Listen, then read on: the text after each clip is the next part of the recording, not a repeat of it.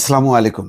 আপনাদের সামনে দর্শক যখন কথা বলছি, ঠিক তার ২ মিনিট আগে, অর্থাৎ বাংলাদেশ সময় ১০টা ১ কি ২ মিনিটে অ্যা তারেক রহমানকে বহনকারী বিমান সিলেটের মাটি স্পর্শ করেছে এবং আ এখন তারেক রহমান ফ্লাইটের ভিতরে অবস্থান করছেন। তার মানে তিনি বাংলাদেশের মাটি স্পর্শ করলেন।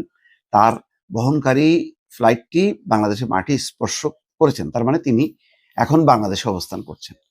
দীর্ঘ ১৭ বছর ৩ মাস পর তিনি আসলেন। তার এই আশাকে কেন্দ্র করে ইতিমধ্যে জেনেছেন যে আ সেই ৩০০ ফিট পূর্বাচলে একটা সাজ রব।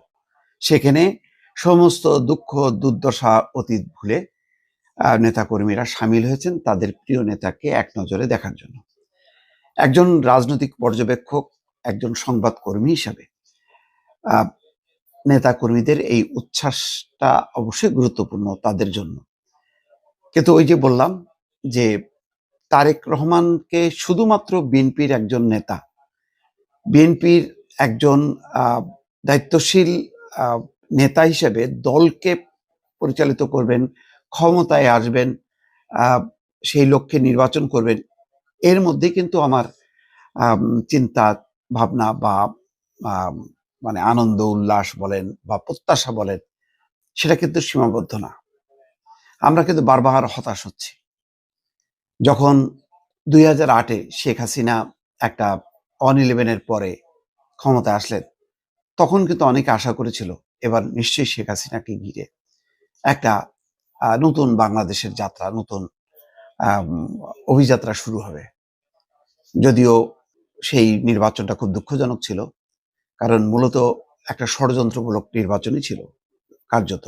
তারপরেও আমরা এটাকে নির্বাচন হিসেবেই ধরলেও পরবর্তীর যেই ইতিহাস, এটা অত্যন্ত নিদারুণ এবং করুণ।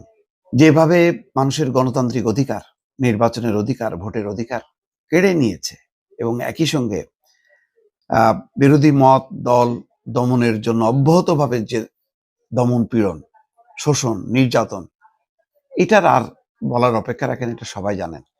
ফলে আমরা হতাশ। তারপরে কাকতালীয়ভাবে বলা যায় যে একটা অভ্যুত্থান আ হয়েছে। সেটা তরুণ নেতাদেরকে সামনে রেখেই কিন্তু জনগণই এই অভ্যুত্থান ঘটিয়েছে। তারপরে ডক্টর ইউনূসকে ঘিরে বিশাল একটা প্রত্যাশা ছিল যে না, যেহেতু তিনি আওয়ামী লীগ, বিএনপির রাজনীতির বাইরে একজন নোবেল বিজয়ী, তার সততা,